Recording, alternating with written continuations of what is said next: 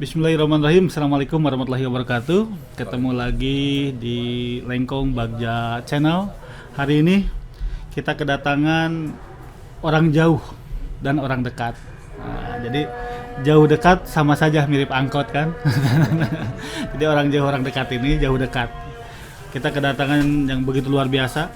Ada Pak Mustofa sebagai KPW di Provinsi Jawa Barat dan Pak Jusak ya, Pak Jusak dari KPW Provinsi Sumatera Utara, Sulawesi Utara, Minahasa dari Minahasa. Dia sengaja datang ke Lengkong katanya. Jadi Lengkong didatangin, ternyata apa sih alasan datang ke Lengkong? Jarak dari pintu tol yang dekat, aduh ini tapi enggak, kita akan explore aja. Karena kan kita harus tahu juga nih bagaimana desa-desa yang lain yang ada di Jawa Barat ini dengan Pak Mustofa dan bagaimana desa-desa yang ada di Minahasa ini dengan Pak Jusak. Selamat datang Wilujeng Sumping Pak Jusak, Wilujeng Sumping Pak Mustofa. Sebelumnya disapa dulu warga Lengkong yang mau nonton Lengkong Bagja Channel. Kita pertama dari Pak Jusak dulu deh, yang jauh dulu. Terima kasih untuk kesempatan. Jadi memang kita selesai dengan kegiatan TOT yang dilaksanakan oleh Kemendes, sudah berencana untuk mengunjungi salah satu desa yang ada di Provinsi Jawa Barat, lebih khusus di Kabupaten Bandung. Dan sebelum datang di sini kita juga sudah minta izin ke Pak Gorprovnya langsung.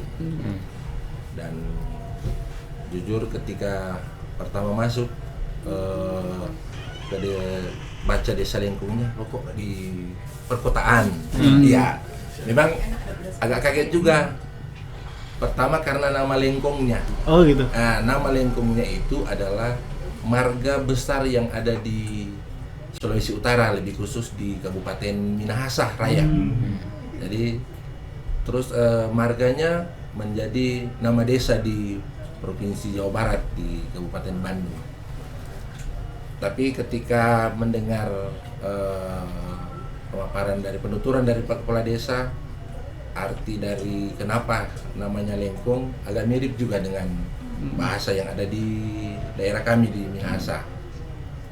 Dan kembali tadi saya sampaikan, sebenarnya yang ada di benak kita itu desa yang paling tidak agak jauh dari perkotaan, tapi menjadi suatu kebanggaan karena biasanya pengelolaan dana desa bagi desa-desa yang ada di pinggiran perkotaan, dalam tanda kutip bagi kami pasti tidak baik dan pasti dampaknya terhadap masyarakat pasti tidak akan terasa. Dan itu memang hampir kenyataan di beberapa desa yang ada di pinggiran perkotaan. Karena memang pasti pemikirannya itu lebih berorientasi kepada masyarakat perkotaan. Tapi sekali lagi saya sampaikan, itu terpatahkan ketika berdiskusi dan memang waktu masuk sudah melihat, luar biasa apa bangunannya, jadi kantor kepala desanya. Masuk tadi ada 4 ruangan, ada kantor, nggak tahu apa yang di kanan ini, yang di belakang baru yang di kiri. Jadi setelah naik baru diskusi dengan Pak Kepala Desa. Memang pendamping desa itu kan orientasinya bukan hanya dana desa, diharapkan secara menyeluruh, tapi kita lebih spesifik terkait dengan pengelolaan dana desa. Dan menjadi juga satu luar biasa ketika mengetahui bahwa Pak Kepala Desa ini adalah mantan pendamping desa, jadi mantan tenaga pendamping profesional. Yang pasti ketika kita menyandang tenaga pendamping profesional, banyak hal yang kita harapkan dari desa terkait dengan bagaimana menjadikan dana desa ini sesuatu yang bermanfaat atau dirasakan oleh seluruh masyarakat. Jadi tidak hanya tertuju ke pemenuhan infrastrukturnya, tapi terhadap pemberdayaan masyarakatnya. Dan itu dibuktikan oleh Pak Kepala Desa bahwa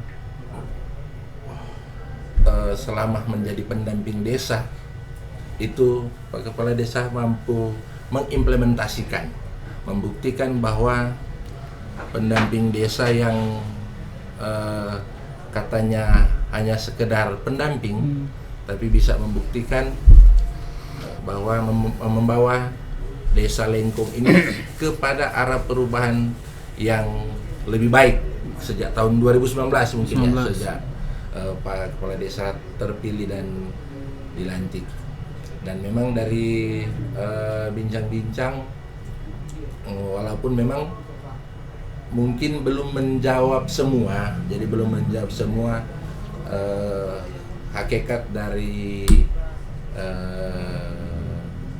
undang-undang desa terkait dengan pengelolaan dana desa, tapi di beberapa aspek terlihat sangat menonjol.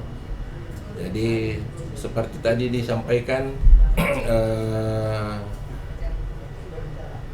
melibatkan masyarakat dan didukung dengan potensi-potensi yang ada di desa Lengkong ini. Pak Wisak, kalau di sana namanya apa sih desa itu? Nah, kalau di Minahasa Kepala desa apa namanya? Hukum tua. Oh, hukum tua. Iya. Jadi kalau ini Pak Kepala Desa nggak ada di sana, adanya hukum tua. Ya, ditanya hukum tua yang berarti hukum tertua. Jadi hukum ke-1. Dulu itu tadi asal hukum tua itu hukum paling tua. Jadi memang dasarnya di desa. Kalau camat dulu di sana disebut hukum kedua. Oh, hukum kedua. Iya. Kalau bupati?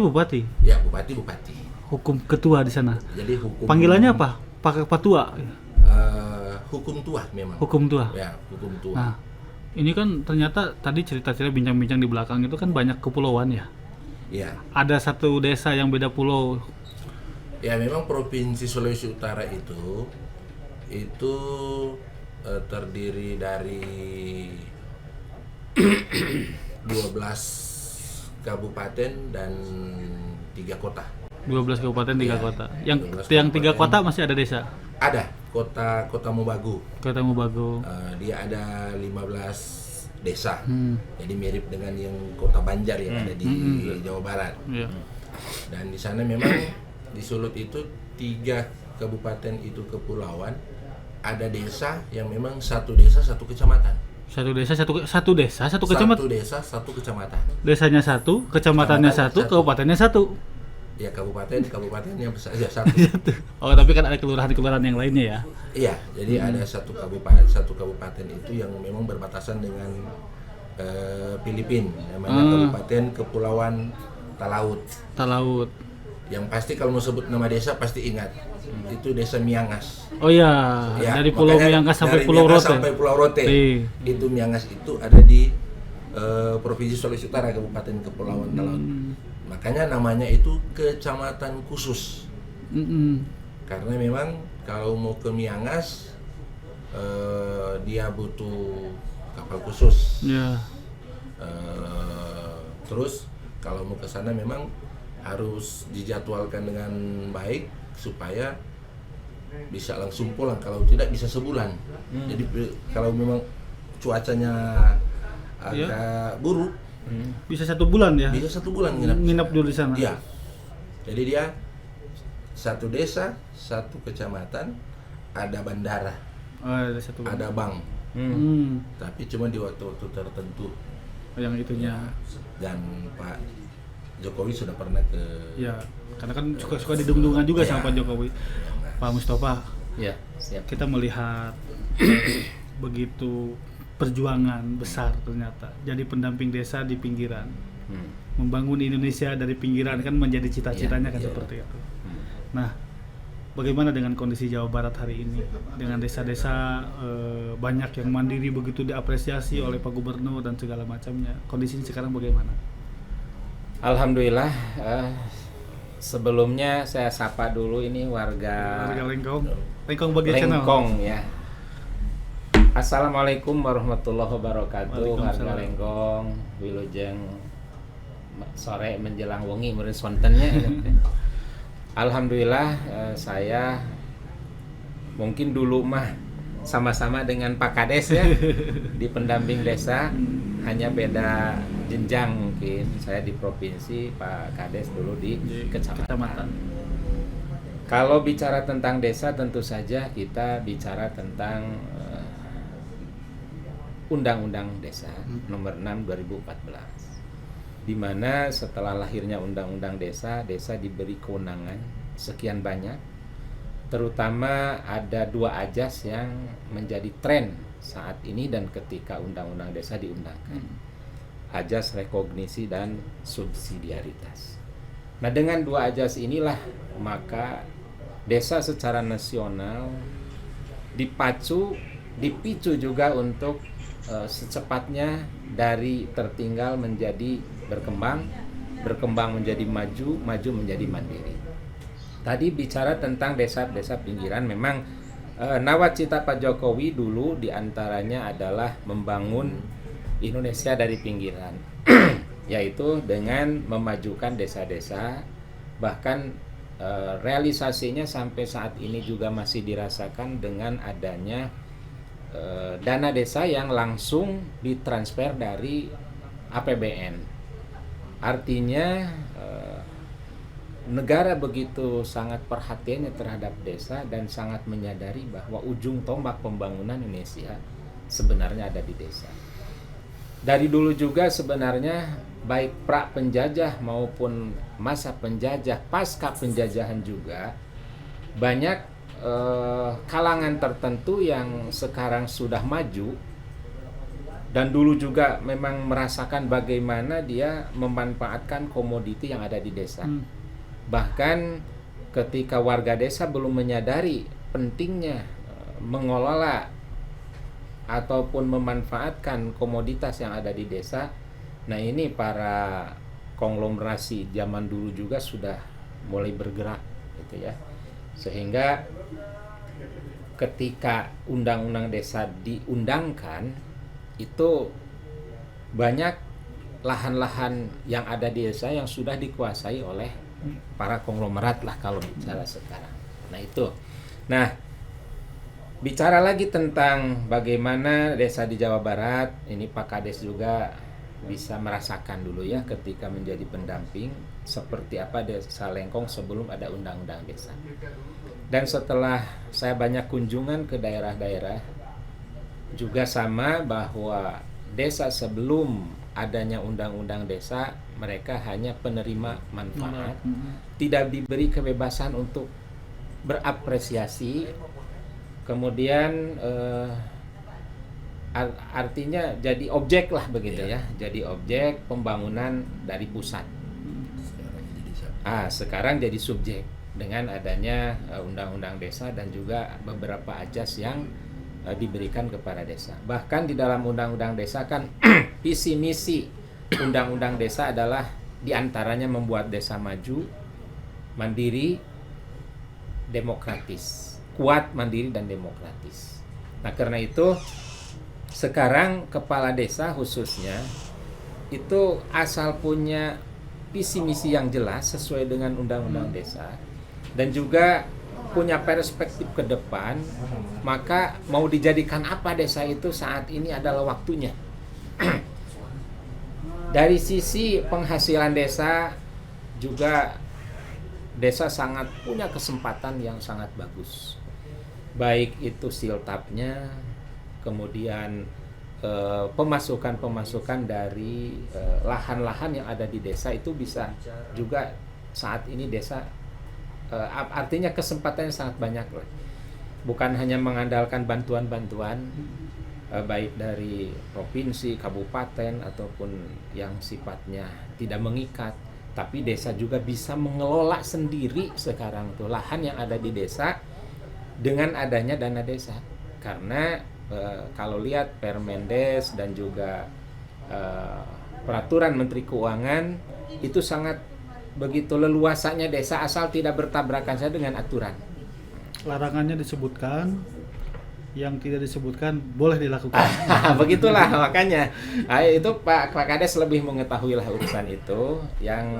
Yang menjadi titik poin saat ini adalah bahwa dengan lahirnya undang-undang desa tadi, kenapa saya terus ke undang-undang, karena itu ada dasar berpijak.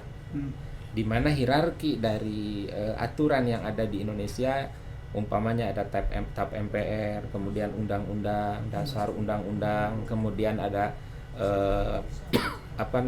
keputusan presiden, terus ada Perpu dan lain-lain. Nah, di bawahnya yang terakhir adalah Perdes. Ya.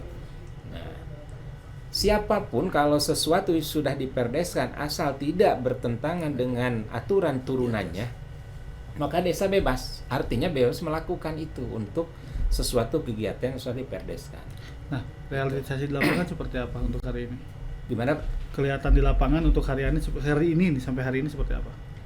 Ini memang masih ada kejomplangan sedikit-sedikit lah. Artinya tidak begitu maksimal. Nah, tapi kalau dilihat kalkulasinya setelah adanya undang-undang ini dan desa sudah pada mengerti tentang status Perdes, alhamdulillah sekarang sudah mulai kelihatan banyak manfaatnya lah.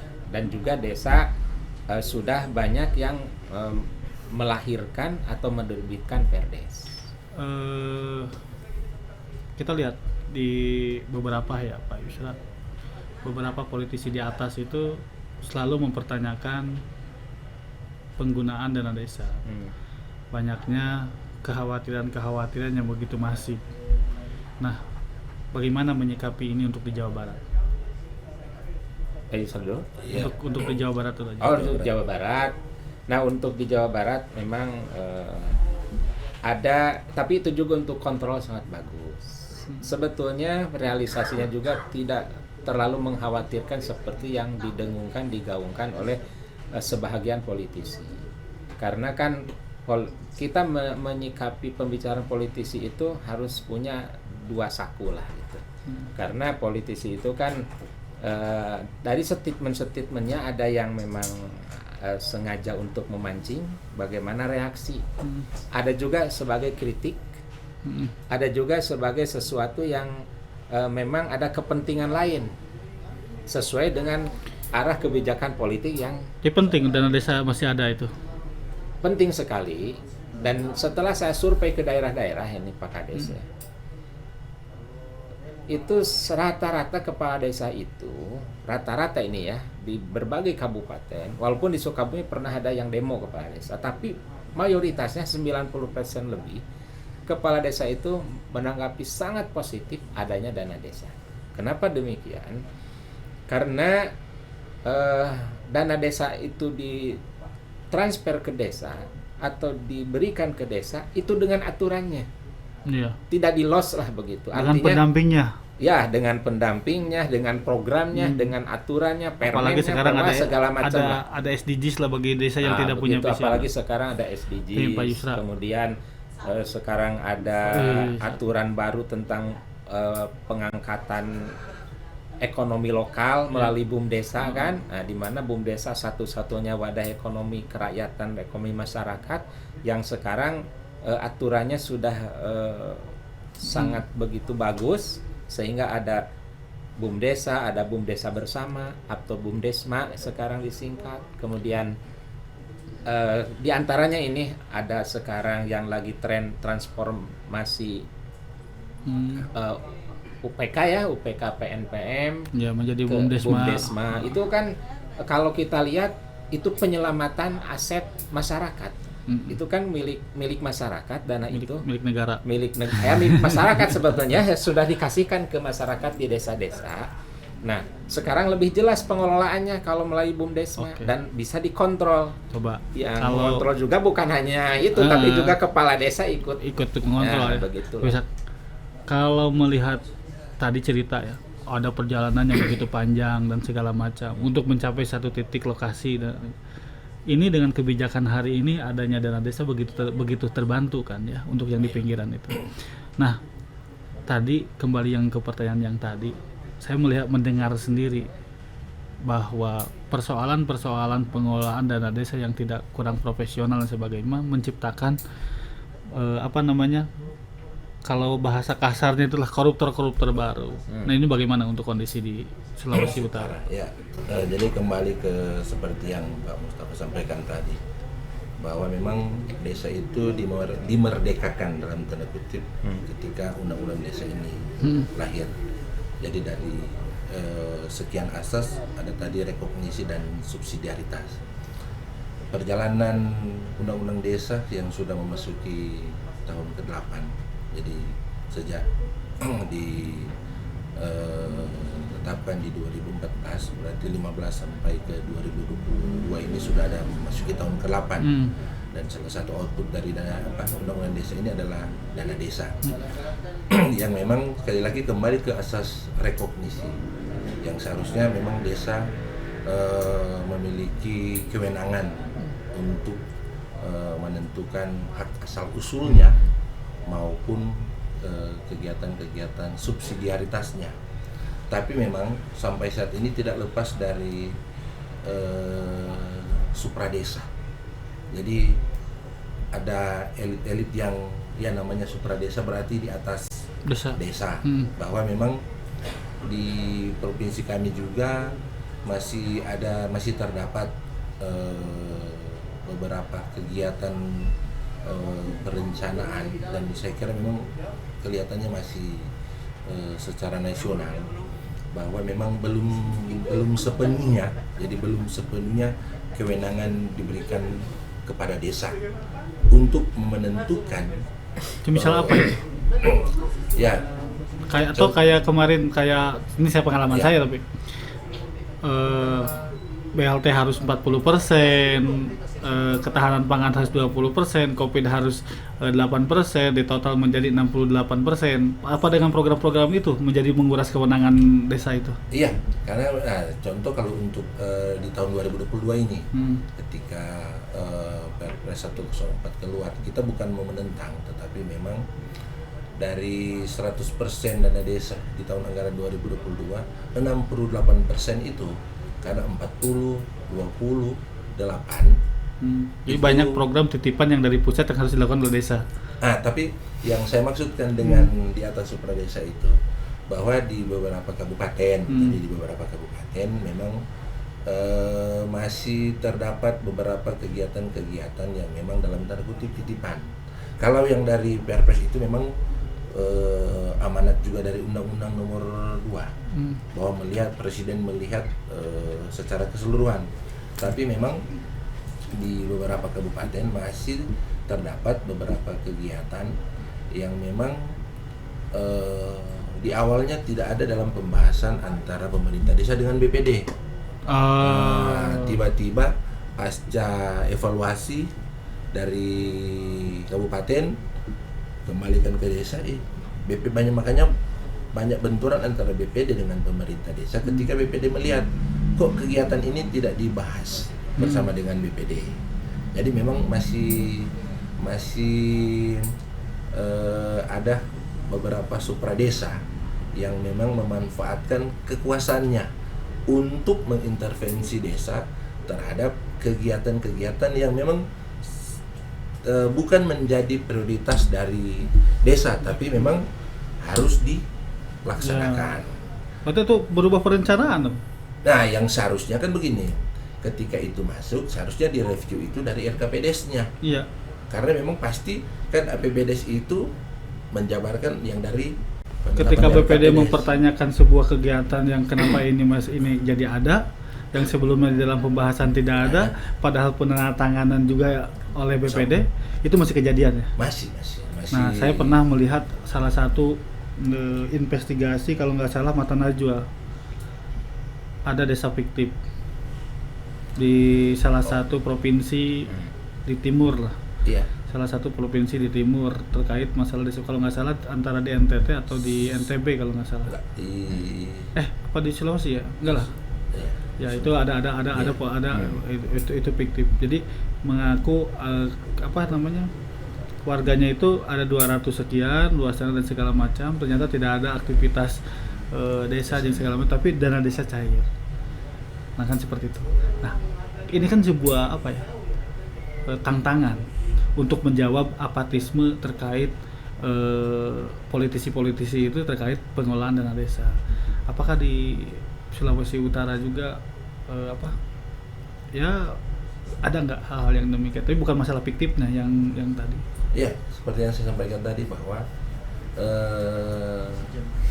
yang supradesa itu jadi masih ada beberapa kepentingan dari supradesa, berarti yang di atas desa itu yang memang dalam tanda kutip memaksakan suatu kegiatan yang memang sebenarnya belum menjadi prioritas suatu kegiatan di desa. Contoh, kalau memang di infrastruktur pasti tidak ada. Yang banyak itu di bidang pemberdayaan masyarakat, di pelatihan-pelatihan,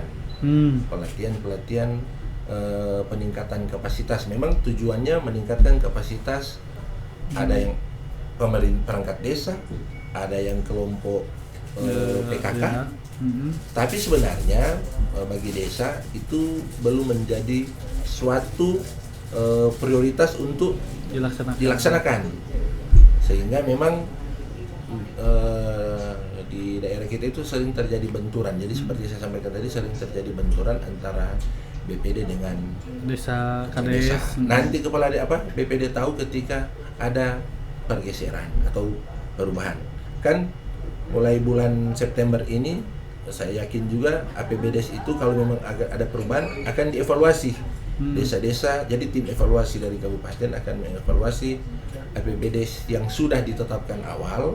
Mau dilihat apakah ada kegiatan yang digeser, diposting dulu kalau di kabupaten kita. Jadi namanya posting apa? Posting APBDes. Kalau di kita mah namanya Siskedes. Iya, Sistem jadi Keuangan Desa. diposting di Dinas Keuangan yang Siskeudes-nya. Kan Siskeudes ini memang seluruh secara nasional. Jadi diposting dulu di Siskeudes untuk melihat mana posting awal APBDes, terus melihat mana kegiatan yang tidak akan dilaksanakan dan digeser. Tadi salah satu contoh, ketika PMK 128 2022 ini keluar, perubahan dari PMK 190 2021, jadi ada kegiatan penggunaan dana COVID yang 8%. Jadi itu apabila tidak diserap semua. Jadi contoh kalau di anggaran 1 miliar berarti ada sekitar 20 juta. Jadi ada sekitar 8% ada 80 juta. Jadi kalau 80 juta itu tidak digunakan semua, tidak terpakai, berarti itu akan dilakukan pergeseran. Dengan Jadi Musdesus. digeser dulu ya dengan Musdesus yang melibatkan BPD. Rata-rata BPD dia mengetahui itu saat akan dilakukan perubahan. Ditanya kok ada ini kegiatan awal nggak ada, kenapa ada di APBDes? Berarti masih ada persoalan-persoalan di komunikasi terkait masalah Musdesus. Pak Yusra, enak nggak jadi pendamping tuh? Enak. Apa yang menjadi enaknya? Enaknya ketika kita memang mampu melaksanakan tugas dan tanggung jawab sesuai dengan apa yang diharapkan. Artinya ketika kita sangat bangga ketika kita mampu membantu desa, membantu pemerintah desa dalam segala hal sebenarnya. Jadi kita tidak fokus di dana desa. Dan memang di tahun 2023 nanti Kementerian Desa fokus pada bagaimana kan pendamping desa ini salah satu pilar yang ada di Kementerian Desa.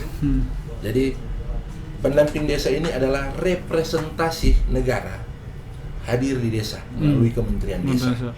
Artinya kalau pendamping hanya asal-asalan, itu citra dari kelihatan ini negara yang menghadirkan kok. Makanya memang harus dituntut pendamping itu harus meningkatkan. Jadi meningkatkan 3 aspek: pengetahuan, keterampilan, sikap. Dia ada kepuasan tersendiri ketika merepresentasikan negara di tengah-tengah desa itu. Iya. Pak Mustafa berapa tahun jadi pendamping desa itu? Kurang lebih saya 7 tahun. 7 tahun. Iya. Dengan background dulu pernah di desa juga. Kalau di desa sih tidak ya, tapi saya dulu pernah di beberapa organisasi yang juga berhubungan dengan desa, seperti koperasi. Dulu makan sebelum ada gencar-gencarnya boom desa, ada koperasi yang berada di kecamatan atau di desa yang menangani Semacam desa. KUD itu, Koperasi Ya, Unit Desa. Koperasi Unit Desa. Dulu saya pernah aktif bahkan bukan di Jabar dulu, Hmm. di Gombong, Jawa Tengah, Jawa Tengah. ya, Koperasi Sri Mulyo namanya, Koperasi Unit Desa Sri Mulyo. Berhubungan dekat dengan desa di situ. Ya, kemudian di Kokap Kulon Progo, namanya Koperasi Rejeki Mulyo. Di situ waktu itu Pak Sudiono ketuanya, kalau di Sri Mulyo Pak Mariman waktu itu.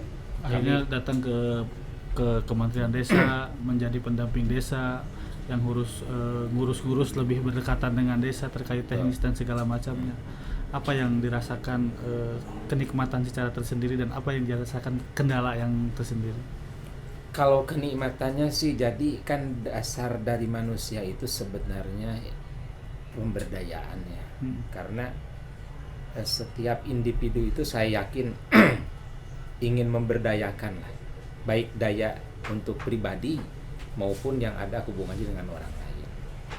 Jadi itulah yang membuat saya, istilahnya kalau anak muda bilang enjoy di pendamping desa, karena ada karakter ataupun satu belahan jiwa saya yang ada di situ, yaitu ingin berbagi, baik itu pengetahuan maupun kemampuan yang lain lah begitu ya, atau hal-hal yang sifatnya solutif dengan masyarakat, dalam hal ini adalah warga desa. Karena terus Itu terang menjadi kebahagiaan nah tersendiri. itu ya. Kemudian Tapi yang kendalanya diantaranya adalah menghadapi beberapa karakter kepala desa, diantaranya yang kita sudah menyodorkan program sesuai dengan aturan baik dari kementerian maupun yang kita gali dari potensi desa yang ada, umpamanya untuk meningkatkan ekonomi, untuk mengembangkan pendidikan. Kadang-kadang kepala desa itu enggan untuk ke arah itu karena selalu alasannya bahwa infrastruktur diantaranya itu ya, itu harus di nomor satu kan, diantaranya begitu, sehingga ke arah pemberdayaan yang lain kadang-kadang kepala desa tidak begitu respon. Mohon maaf ya ini, tapi untuk oknum ya, oknum sebagian kepala desa setelah saya teliti ternyata dari pengembangan infrastruktur memang ada istilah dulu mah jangka proyek, jangka saku kan, jangka desa. Nah itulah, jadi ada jangka sakunya kelihatannya seperti itu untuk beberapa oknum. Disesuaikan dengan RPJM lah. Nah, Jangka itu. menengah, jangka pendek, jangka imah, jangka Ya pendek. itu Oke, Pak Kades lebih mengerti, karena kalau saya lihat, saya pernah nanya langsung tapi tidak akan sebutkan desanya dan kabupaten kecamatan, ke toko material, satu toko material yang kerjasama dengan desa dari sejak ada dana desa dia ke sana terus. Ternyata ya ada beberapa fee yang memang diberikan oleh si material ini untuk kepala desa. Ya, mungkin itulah yang mendorong di antara oknumnya. Sebab kenapa saya bilang oknum? Ketika saya langsung survei ke lokasi di mana dibangun di situ jalan ataupun jembatan, ya saya memang bukan ahlinya untuk bikin RAB dan segala macam. kalkulasi rabat beton harus sekian, tapi saya melihat fakta baru 3 bulan kok ini sudah rusak, dan hampiran waktu itu desa juga akan menganggarkan dari dana desa untuk perbaikan.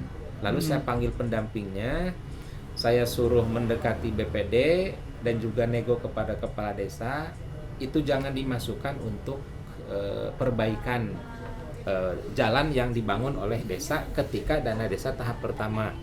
Itu perbaikan tahap kedua. Jadi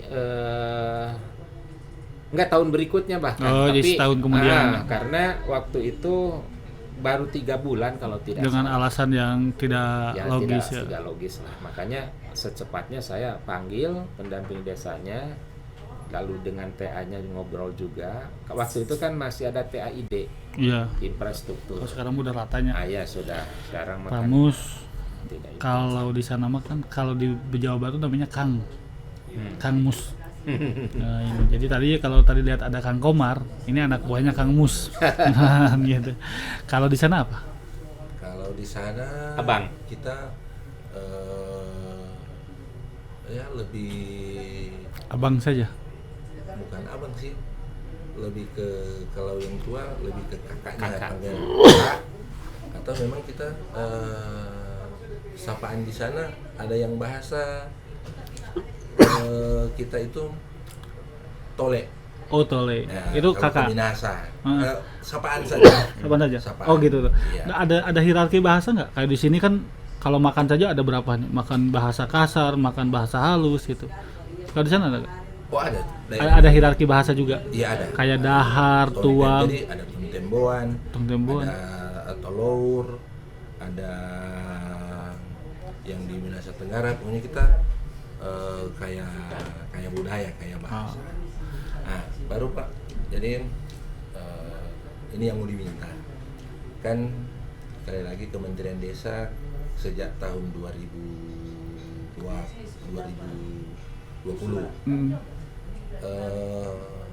data SDGs.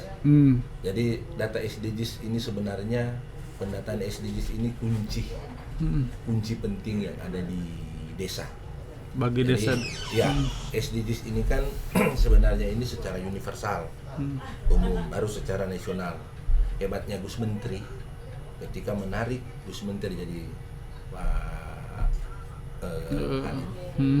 menarik SDGs ini menjadi urusan di desa.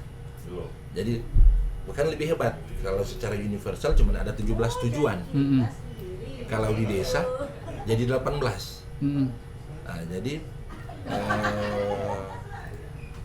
diharapkan nanti jadi untuk desa Lengkong ini untuk perencanaan desa di 2023 walaupun sudah berpijak di RPJMDes kan, jadi RPJMDes ini kan pasti dari 2020 Kan dirubah, ada perubahan SDGs. iya jadi kalau waktu lalu kita pada pemutahiran Data. SDGs, kalau ke depan kita pada perubahan. Jadi kita tidak lagi pada pemutahiran. Data SDGs, tapi ada perubahan. Ya, kita langsung contoh.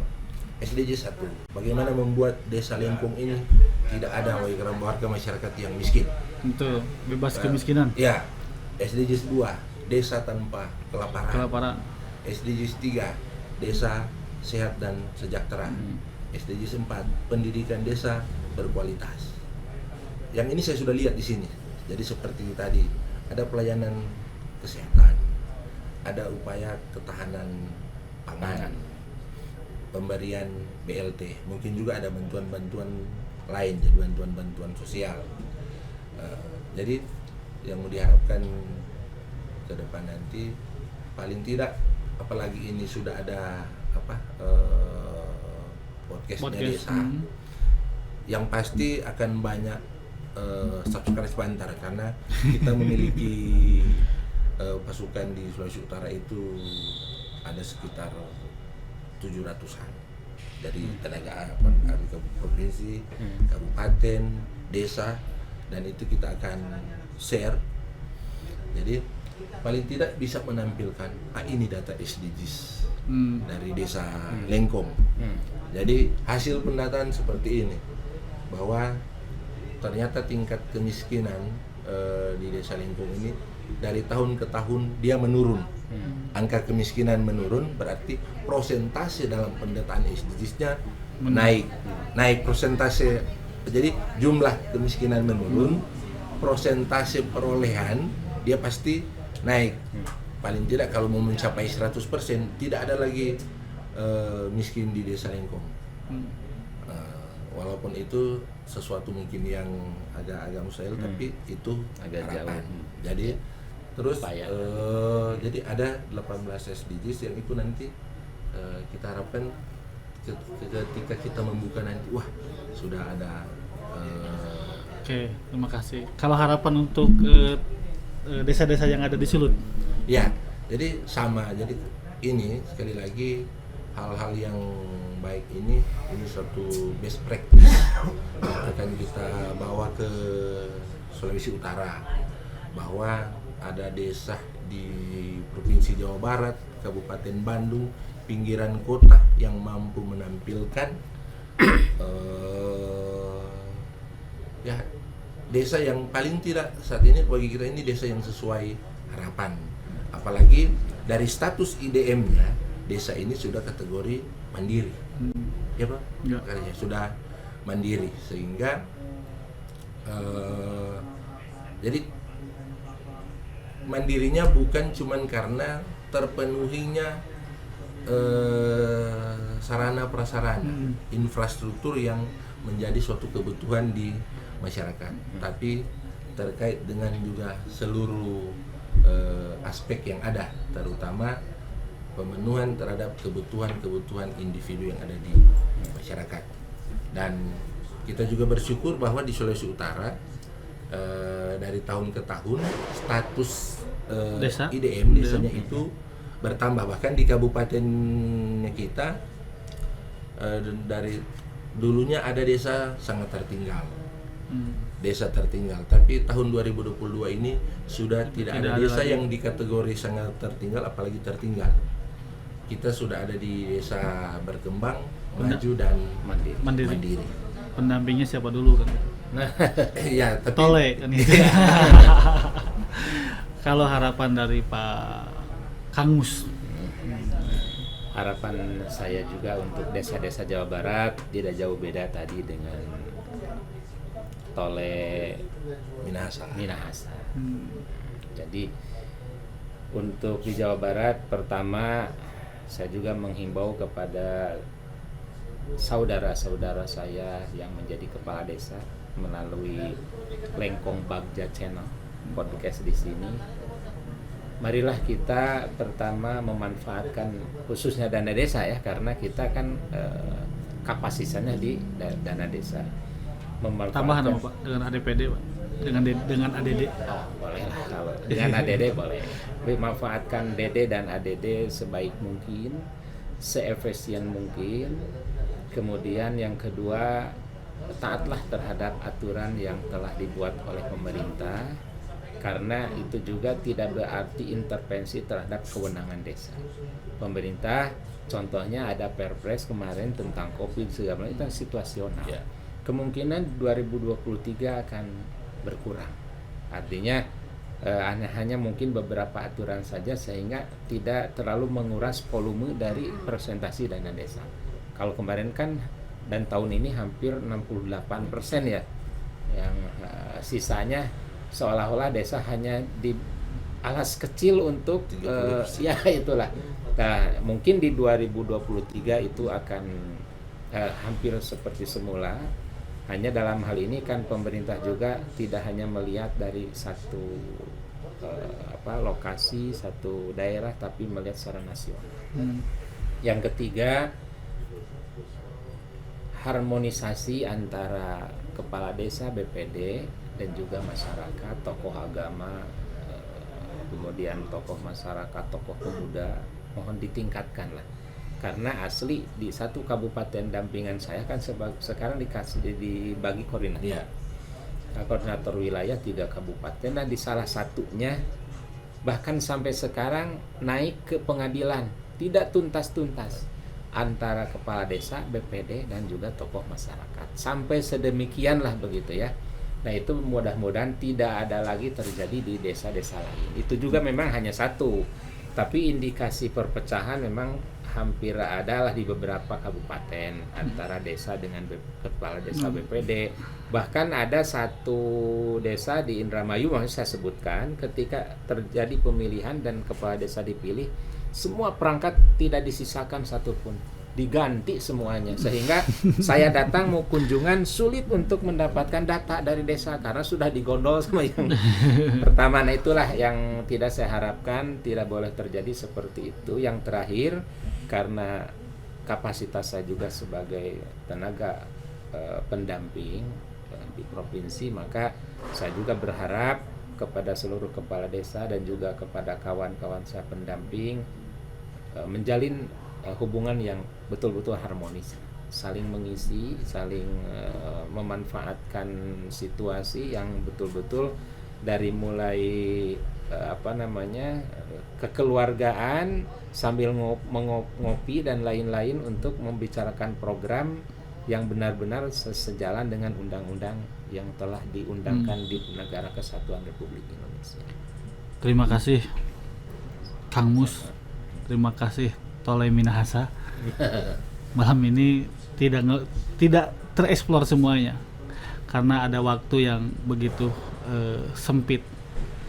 Tapi untuk menjadi bagian daripada perubahan, tidak mesti kita itu menjadi pemimpin daripada perubahan itu, tapi kita menjadi bagian terkecil dalam perubahan itu. Dua-duanya punya itikad ternyata menjadi pendamping desa untuk menjadi mengawal desa lebih baik, menjadi bagian daripada membangun Indonesia dari pinggir supaya Indonesia lebih maju.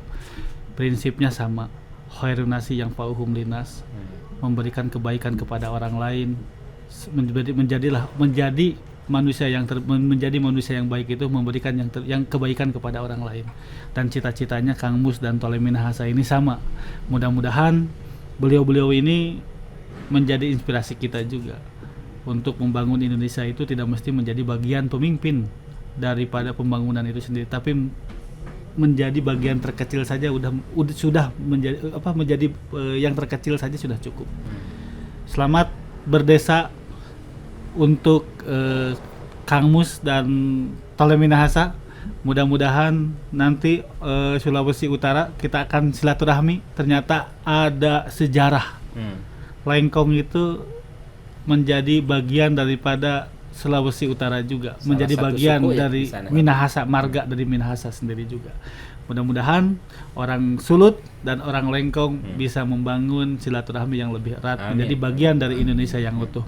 Ihdinas siratal mustaqim, wallahul muwaffiq ila aqwamit thoriq. Wassalamualaikum warahmatullahi wabarakatuh. Waalaikumsalam warahmatullahi Terima kasih wabarakatuh. Tole Minahasa. Jadi tahu sekarang. Terima kasih.